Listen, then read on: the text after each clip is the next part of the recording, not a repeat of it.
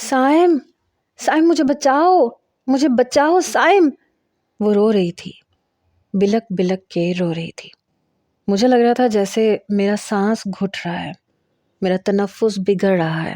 جیسے ہی اس کا دوپٹہ اس کے تن سے جدا کر کے دور پھینکا گیا، میں نے کہا مت کرو۔ ایک دم میں اٹھ بیٹھا، میرا ہاتھ ہوا میں یوں معلق رہ گیا۔ میں پسینے سے شرابور تھا، دور دور اذانوں کی آواز آ رہی تھی، میرا سانس بری طرح سے پھول رہا تھا۔ میں نے دونوں ہاتھوں سے اپنا سر پکڑ لیا، مجھے لگ رہا تھا میرے دماغ کی نسیں پھٹ جائیں گی۔ جلدی سے میں نے لحاف اپنے اوپر سے اتار کے پھینکا۔ اذان کی آواز میرے کانوں میں گونج رہی تھی، اور میری بےتابی کا یہ عالم تھا کہ میں فوراً سے اٹھ کھڑا ہوا۔ میرا حلق اتنا خشک تھا کہ لگ رہا تھا کانٹے سے چبھ رہے ہیں۔ جلدی سے میں نے واش روم میں جا کے وضو کیا۔ مجھ پہ ایک ہڑبڑاہٹ سی طاری ہو چکی تھی۔ وضو کرتے کرتے مجھے 15 منٹ گزر گئے۔ کبھی ہاتھ دھوتا تھا، کلی کرتا تو لگتا 2 بار کی ہے، 3 بار نہیں کی، پھر سے کرتا تھا۔ کبھی لگتا تھا کہ چہرہ ٹھیک سے گیلا نہیں ہوا، دوبارہ سے اپنا چہرہ دھوتا تھا، اور ایسا ابھی سے نہیں تھا۔ 1 سال گزر گیا تھا۔ میرے گھر والے مجھے وہمی کہنے لگے تھے۔ مجھے اپنا وجود ناپاک لگتا تھا میرے جسم سے ایک ناگوار بدبو اٹھ رہی ہے۔ میں بار بار کبھی اپنے ہاتھ سونگھنے لگتا، مجھے لگتا کہ میرے وجود سے پھوٹنے والا پسینہ بدبودار ہے۔ میں ہڑبڑاہٹ میں سر پہ ٹوپی ڈال کے باہر نکلا تھا۔ مسجد میں جاتے ہوئے مجھے لگ رہا تھا جیسے میرے قدم من بھاری ہو چکے ہیں، میری آنکھوں سے آنسو رواں تھے۔ مجھے لگ رہا تھا کہ جتنے قدم میں آگے بڑھا رہا ہوں اتنے ہی قدم میرے پیچھے کو جا رہے ہیں۔ حالانکہ میرے گھر کے کونے پہ ہی مسجد بنی ہوئی تھی، لیکن مجھے وہ مسافت بہت لمبی اور طویل لگ رہی تھی۔ جیسے ہی میں مسجد میں داخل ہوا، مجھے ایک کرنٹ سا لگا تھا، اور یہ پہلی بار نہیں ہوا تھا، ایسا پچھلے 1 سال سے ہو رہا تھا۔ میں جیسے ہی پاؤں اوپر رکھنے لگتا تو لگتا جیسے کسی نے دھکا دیا ہے۔ اپنے آپ کو سنبھال کر اپنا سر عاجزی میں جھکا کے میں مسجد کے اندر قدم رکھ چکا تھا۔ گنتی کے نمازی تھے، یوں بھی رمضان کا مہینہ شروع ہونے والا تھا۔ کل روزہ تھا اور آج کی رات تراویح تھی۔ شاید آپ کو یقین نہیں آئے گا، لیکن میں ایک حافظ قرآن تھا۔ ہر سال رمضان المبارک میں کلام پاک سناتا تھا، لیکن پچھلے 5 سال سے میں کلام پاک کھولتا تھا تو مجھے لگتا تھا جیسے زیر زبر مجھے نظر آنا بند ہو گیا، اور میں اتنا بے چین ہو جاتا تھا کہ میں بیان نہیں کر سکتا۔ ابھی بھی مولانا صاحب کے پیچھے میں نماز پڑھ رہا تھا۔ نماز کے بعد جب میں نے دعا کے لیے ہاتھ اٹھائے تو مجھے اپنے ہاتھوں میں واضح کپکپاہٹ نظر آ رہی تھی۔ میری آنکھوں سے آنسو گر رہے تھے، میرے ہونٹ کانپ رہے تھے، میرے منہ سے دعائیہ الفاظ ادا نہیں ہو رہے تھے۔ میری حالت دیکھ کر میری عمر کے کئی نوجوان مجھ سے پوچھتے تھے کہ سائم تمہیں کیا ہوا ہے؟ تم دعاؤں میں بہت زیادہ روتے ہو۔ میں کیا بتاتا کہ میں کیوں روتا ہوں؟ میں اپنی کیفیت کو بیان نہیں کر سکتا تھا، میرے پاس وہ لفظ نہیں تھے۔ نماز کے بعد کافی دیر میں تسبیحات کرتا رہا، لیکن لگ رہا تھا کہ جیسے وہ لفظ جو میں اللہ کی شان میں پڑھ رہا ہوں صرف زبان ادا کر رہی ہے، دل اس کی تاثیر سے خالی ہے۔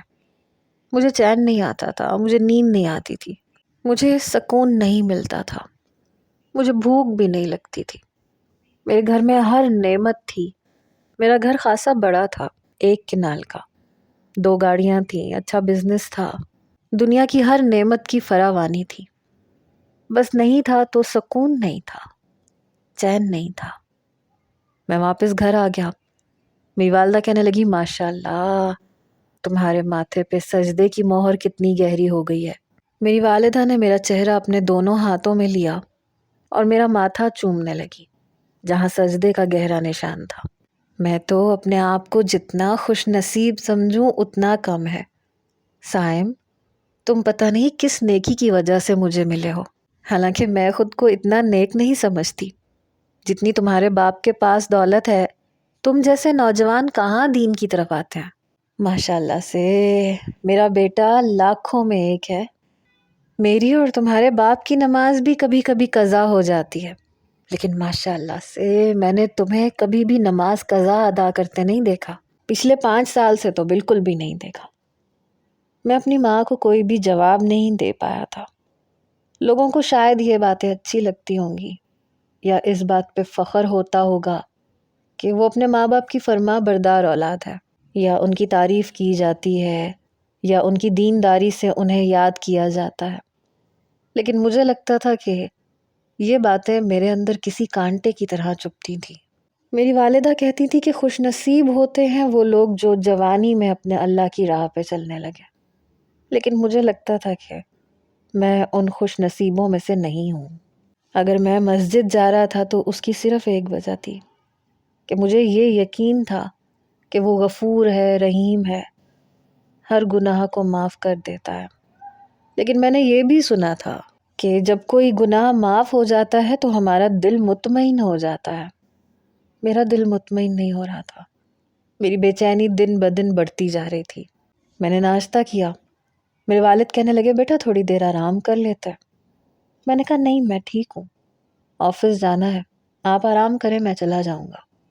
میرے باقی بہن بھائی چھوٹے تھے، میں گھر میں سب سے بڑا تھا۔ میں آفس چلا گیا۔ آج کچھ انٹرویوز تھے، میں نے ایک ایک کر کے انٹرویو کے لیے بلانا شروع کیا۔ ان میں 4 لڑکیاں تھیں اور 3 لڑکے تھے۔ میں ابھی تک جتنے انٹرویوز لے چکا تھا وہ لوگ میرے معیار پہ پورے نہیں اترتے تھے۔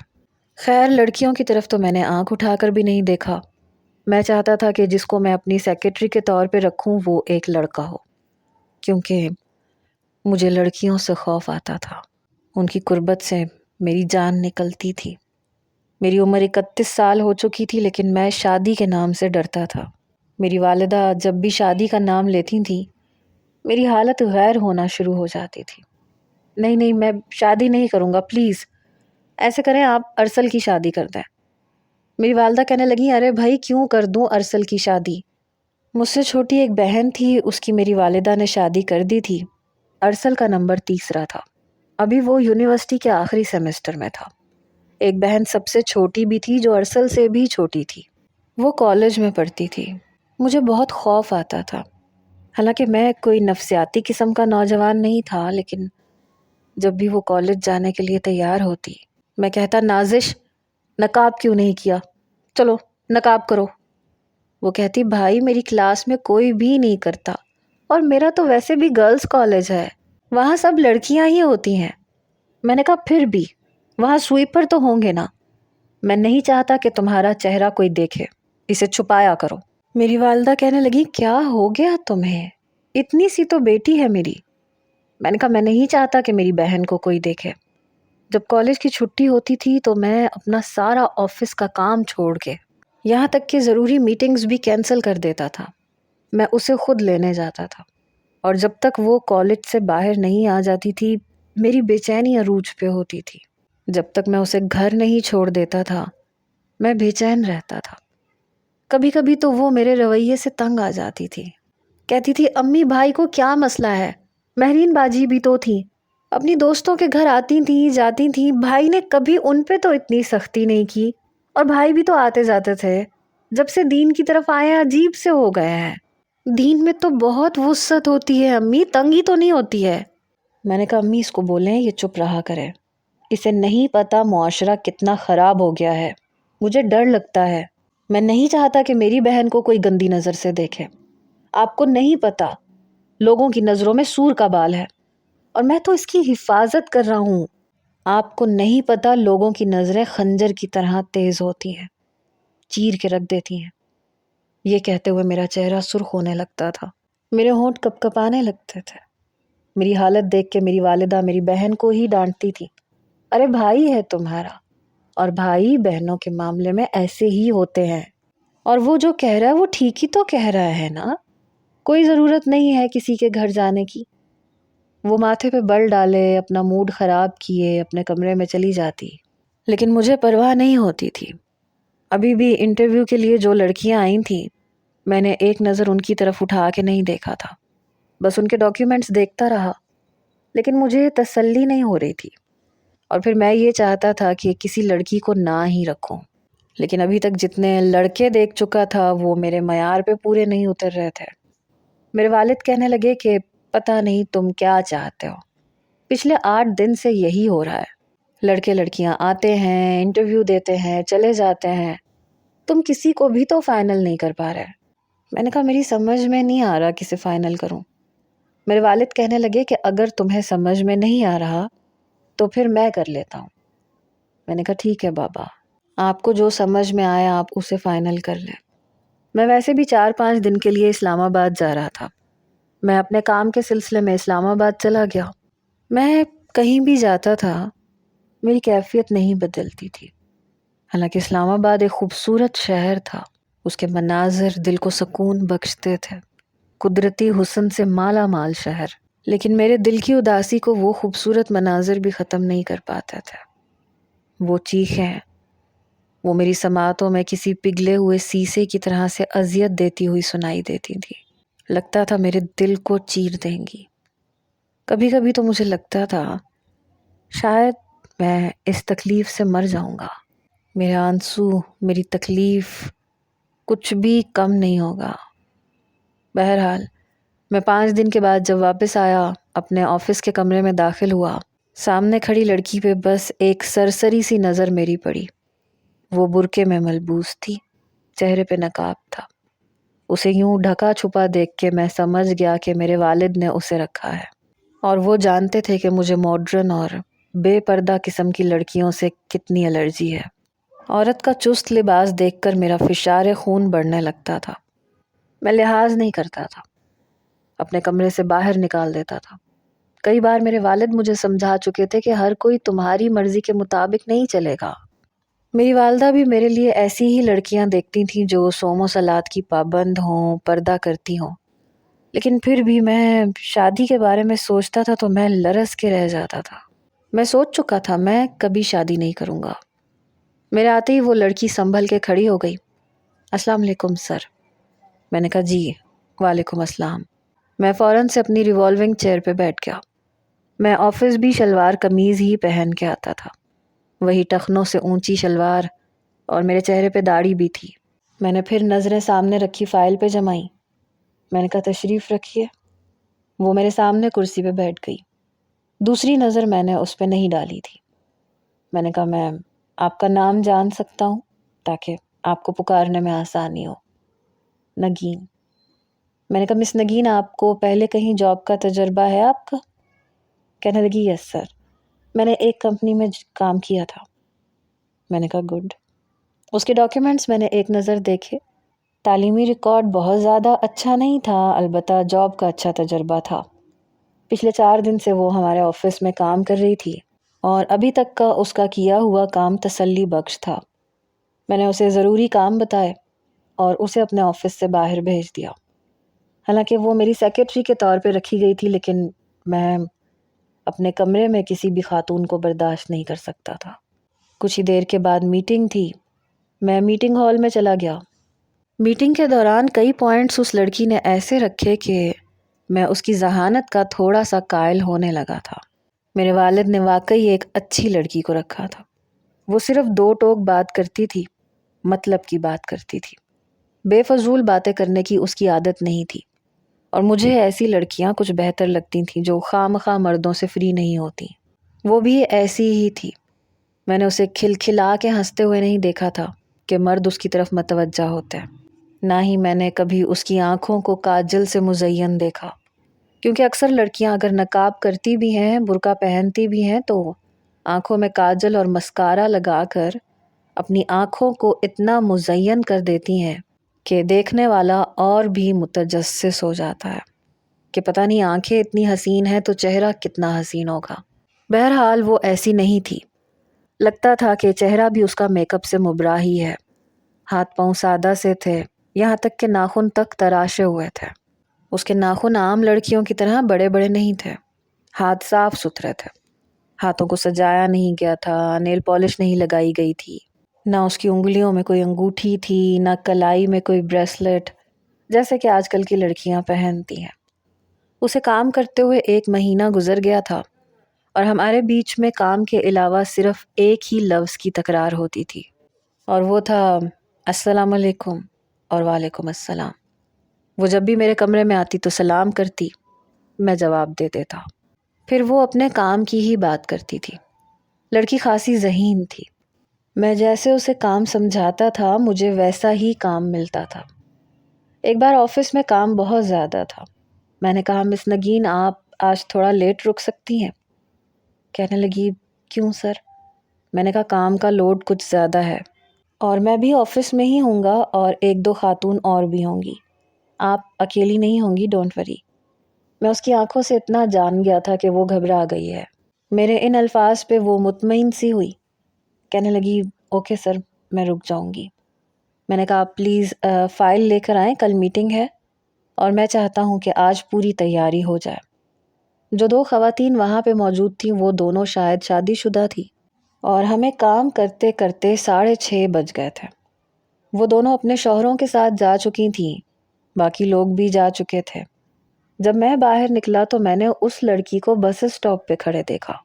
میں نے اس کے سامنے جا کے پوچھا کیا ہوا؟ کہنے لگی کچھ نہیں، وہ شاید بس جا چکی ہے، اب شاید آدھے گھنٹے بعد ہی آئے گی، لیکن کوئی بات نہیں میں انتظار کر لوں گی۔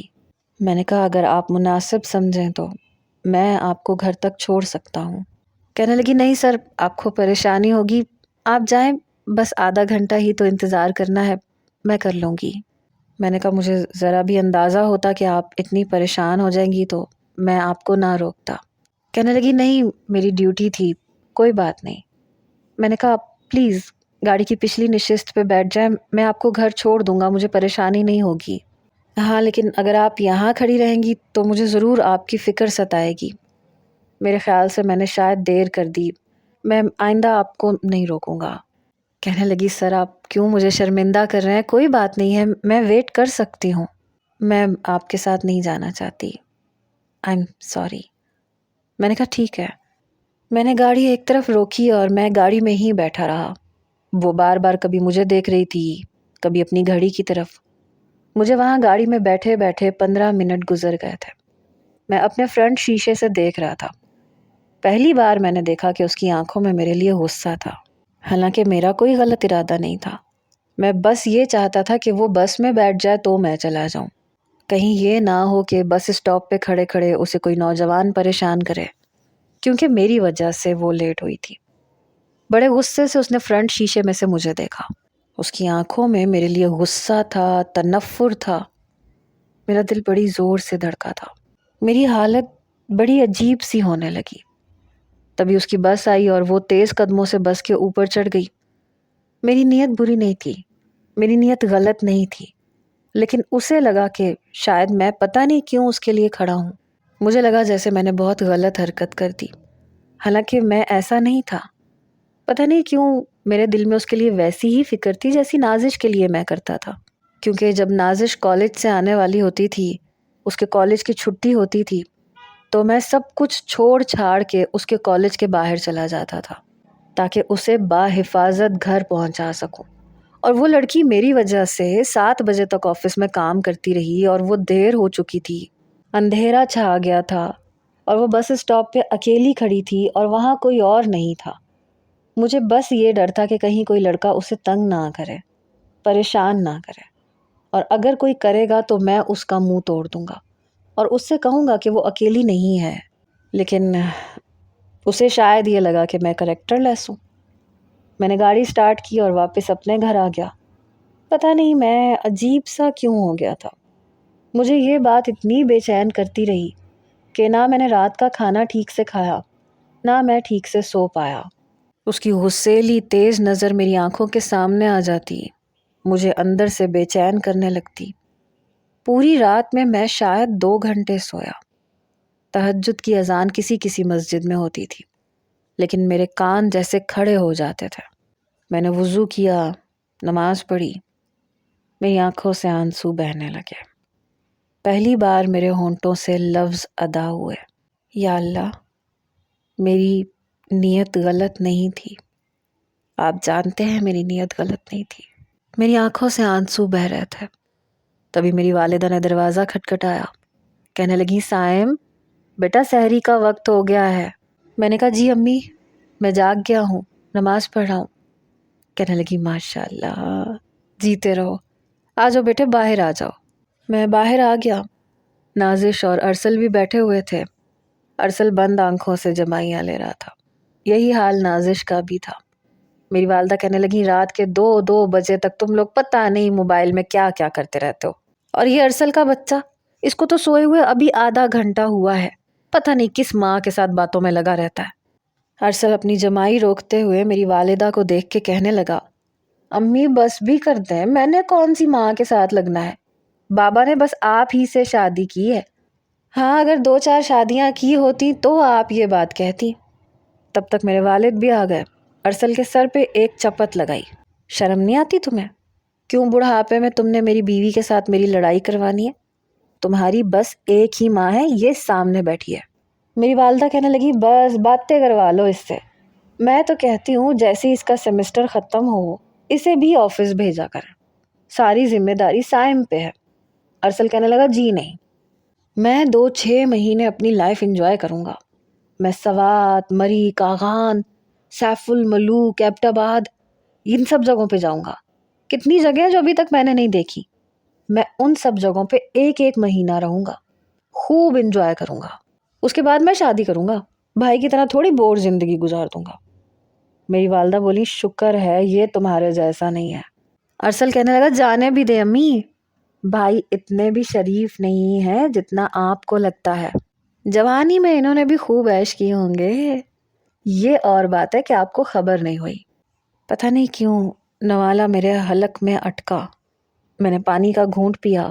میری والدہ کہنے لگی بس ارسل چپ، میرا بیٹا بہت شریف ہے۔ نازش کہنے لگی ارسل بھائی، سائم بھائی کی تو پرچھائی بھی آپ پہ نہ پڑے، آپ ان سے بالکل اپوزٹ ہیں۔ ارسل کہنے لگا آج کل مجھ جیسے لڑکوں کی ڈیمانڈ ہے، بھائی جیسے لڑکوں کو تو کوئی پوچھتا بھی نہیں ہے۔ ٹھیک ہے انسان کو نماز پڑھنی چاہیے، کلام پاک بھی پڑھنا چاہیے، میں بھی کبھی کبھی نماز پڑھ لیتا ہوں، رمضان میں کلام پاک بھی پڑھ لیتا ہوں، روزے بھی میں پورے رکھتا ہوں، لیکن یہ تھوڑی کہ بندہ داڑھی رکھ کے بیٹھ جائے، اور داڑھی رکھنی ہی تھی تو شادی کے بعد رکھ لیتے۔ اور آپ دیکھ لینا جس سے یہ شادی کریں گے وہ شرعی پردہ کرتی ہوگی، اور پھر اس گھر میں جو فساد ہوگا وہ آپ لوگ بھی دیکھیں گے اور میں بھی۔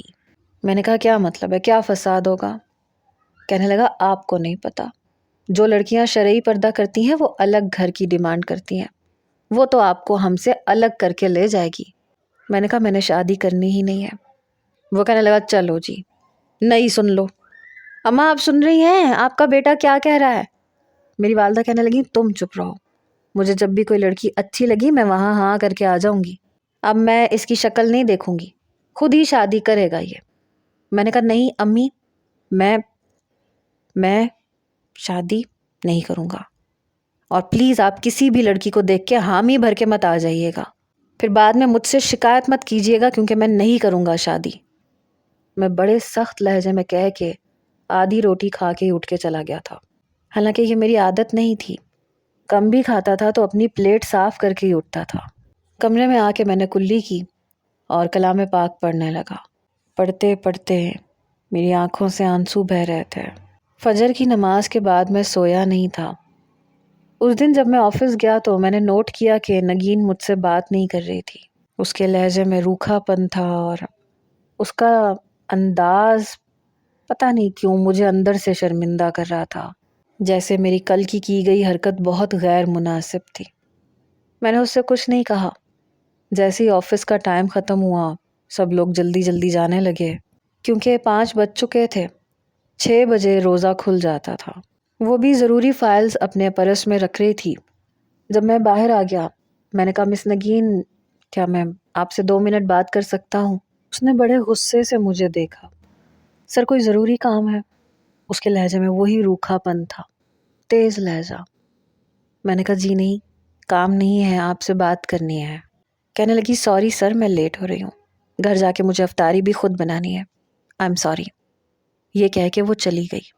میں اس سے معذرت کرنا چاہتا تھا لیکن وہ جا چکی تھی۔ میں نے گہری سانس لی، میں اپنی گاڑی میں باہر آیا، دیکھا تو وہ بس اسٹاپ پہ ابھی بھی کھڑی ہوئی تھی، لیکن اس بار میں نے گاڑی نہیں روکی، گاڑی سیدھی لے گیا۔ چند روز یوں ہی گزر گئے۔ ایک بار دوپہر کے 3 بجے کے بعد بارش شروع ہو گئی، افراتفری سی مچ گئی۔ میں نے تمام اسٹاف کو چھٹی دے دی تاکہ سب لوگ گھر پہنچ جائیں۔ سب لوگ جا چکے تھے، لیکن میں آفس میں اپنا کام کرتا رہا، کھڑکی سے باہر برستی ہوئی بارش کو دیکھتا رہا۔ لیکن آنکھیں بند کرتے ہی وہی چیخوں کی آواز مجھے سنائی دینے لگتی تھی، مجھے بچاؤ سائم! برسات کی رات میرے اندر آگ لگا جاتی تھی، سلے ہوئے زخموں کو ادھیڑ دیتی تھی۔ یوں بھی میرے زخم ہر وقت ہرے ہی رہتے تھے، ابھی بھی میری آنکھوں میں آنسو جمع تھے۔ میں کافی دیر وہیں بے مقصد بیٹھا رہا، پھر جب گھڑی پہ نظر دوڑائی تو 5:30 ہو چکے تھے۔ میں نے اپنا لیپ ٹاپ بیگ میں ڈالا، آفس بھی خود بند کیا، اپنی گاڑی کی فرنٹ سیٹ پہ اپنا لیپ ٹاپ کا بیگ رکھا اور ڈرائیونگ سیٹ سنبھال کر جیسے ہی گاڑی پارکنگ ایریا سے باہر نکالی، پانی کافی جمع ہو چکا تھا۔ ابھی بھی آسمان کالا تھا، لگ رہا تھا کہ آج بارش خوب برسے گی۔ سڑکوں پہ گہما گہمی اور رش بڑھ چکا تھا، سب لوگ اپنے گھروں کو جا چکے تھے۔ اسی وقت میری نظر ایک لڑکی پہ پڑی جس کی شاید چپل ٹوٹ گئی تھی، وہ اپنا پاؤں گھسیٹ گھسیٹ کے چل رہی تھی۔ جیسے ہی میری نظر اس لڑکی پہ پڑی تو میں پہچان گیا وہ نگین ہی تھی۔ وہ ابھی تک نہیں گئی تھی، 3 بجے سب کو چھٹی دے دی تھی۔ برستی بارش میں اس کا برقع پورے کا پورا بھیگ گیا تھا۔ میں گاڑی دوسری طرف لے گیا جس مین روڈ پہ وہ چل رہی تھی، بار بار اپنے آنسوؤں کو صاف کر رہی تھی، شاید رو رہی تھی۔ میں نے جیسی گاڑی اس کے پاس روکی تو وہ گھبرا کے پیچھے ہٹی۔ میں باہر نکل آیا، میں نے کہا مس نگین، آپ مس نگین ہی ہیں نا؟ وہ رو رہی تھی، کہنے لگی سر آپ کیا مجھے میرے گھر تک چھوڑ سکتے ہیں؟ میرا سینڈل ٹوٹ گیا ہے۔ اس کی آواز سے لگ رہا تھا کہ رو رہی ہے۔ میں نے کہا ہاں جی ہاں، کیوں نہیں، آپ پلیز بیٹھیے۔ میں نے فوراً سے گاڑی کی پچھلی نشست کا دروازہ کھولا، وہ بیٹھ گئی۔ اس کی دبی دبی سسکیاں سن کے بے اختیار میری نظریں اس کی طرف اٹھ رہی تھیں۔ وہ ہاتھوں کی پشت سے اپنے آنسو صاف کر رہی تھی۔ میں نے ٹیشو باکس سامنے ڈیش بورڈ سے اٹھا کے پیچھے کی طرف بڑھایا۔ اس نے ایک نظر میری طرف دیکھا، پھر کئی ٹیشو نکال کے اپنے آنسو صاف کرنے لگی، کہنے لگی سر پلیز گاڑی کو تیز چلا سکتے ہیں؟ میں نے کہا آپ کے سامنے ہی ہے، کتنا رش ہے مین روڈ پہ۔ وہاں کافی رش تھا اور بارش کی وجہ سے ایک عجیب سی گہما گہمی سی پھیل گئی تھی۔ میری کوشش تھی کہ میں جتنی جلدی ہو سکے اسے اس کے گھر پہنچا سکوں۔ تبھی اذان کی آواز بھی آنے لگی۔ میری گاڑی میں پانی کی بوتلیں پڑی رہتی تھیں، میں نے ایک بوتل پیچھے کی طرف بڑھا دی۔ تبھی میں نے دیکھا کہ اس کا ہاتھ بری طرح سے کپکپا رہا تھا۔ اس نے پانی کی بوتل کھولی، بسم اللہ پڑھ کے ایک گھونٹ بھرا۔ میں بھی دوسری بوتل سے روزہ کھول چکا تھا۔ میں نے کہا آپ کچھ کھائیں گی؟ کہنے لگی نو سر، آپ بس مجھے گھر چھوڑ دیں۔ میں نے جھجکتے ہوئے کہا آپ اگر مائنڈ نہ کریں تو اپنے رونے کی وجہ بتا سکتی ہیں۔ کہنے لگی کیا بتاؤں میں آپ کو، جاب کرنے والی لڑکیوں کو سب لوگ مفت کا مال سمجھتے ہیں اور سمجھتے ہیں کہ یہ اتنی مجبور ہے کہ اس کی مجبوری کا فائدہ اٹھانا ہر ایک پہ فرض ہے۔ یہ سن کے میری حالت عجیب سی ہونا شروع ہوئی۔ میں بڑی مشکل سے اپنے وجود پہ ہونے والا لرزہ کنٹرول کرنے کی کوشش کر رہا تھا۔ وہ بتانے لگی میں بس اسٹاپ پہ کھڑی تھی، میری چپل ٹوٹ گئی تھی، تبھی میرے سامنے کھڑے ہوئے پتہ نہیں کون سا نوجوان تھا، وہ بس کے اور میرے بیچ میں حائل ہو گیا، کہنے لگا جلدی سے اپنا نمبر دو۔ میں اس کی بدتمیزی پہ تل ملا کے رہ گئی۔ میں اس کی دوسری طرف سے بس کی طرف جاتی تب تک بس جا چکی تھی۔ میں ٹوٹی ہوئی چپل کے ساتھ آگے بڑھنے لگی تو میرے ساتھ ساتھ چلنے لگا، کہنے لگا میں تمہیں چھوڑ دیتا ہوں۔ میں نے اسے سختی سے جواب دیا تو میرے ساتھ یہ کہہ کے وہ رونے لگی۔ روزے کا بھی لحاظ نہیں کیا، وہ روتے ہوئے بولی۔ میں شاید اس سے آگے سن بھی نہیں سکتا تھا، یقیناً کوئی گھٹیا حرکت کی ہوگی۔ پریشان نہ ہو، مجھے اس لڑکی پہ گزرنے والی تکلیف کا احساس اپنے اندر شدت سے محسوس ہو رہا تھا، اور یہ صرف اس لڑکی کے ساتھ مخصوص نہیں تھا۔ کسی بھی لڑکی کے ساتھ جب بھی کچھ برا ہوتا تھا اور میں سنتا تھا تو مجھے لگتا تھا جیسے وہ میرے اوپر بیتا ہے، اتنی ہی شدت سے مجھے اذیت پہنچتی تھی۔ میں گلیوں سے ہوتا ہوا اس کے گھر کا پتہ پوچھنے لگا، لیکن وہ جو راستہ مجھے بتا رہی تھی، میرے دل کی دھڑکنیں رکنے لگیں۔ مجھے لگا جیسے وہ راستہ میرے لیے انجان نہیں ہے، لیکن جب اس نے اپنے گھر کے پاس گاڑی رکوائی میرے ہوش اڑ کے رہ گئے تھے. مجھے لگا میرا دل بند ہو جائے گا. میرے چہرے کا رنگ فک پڑ چکا تھا کیونکہ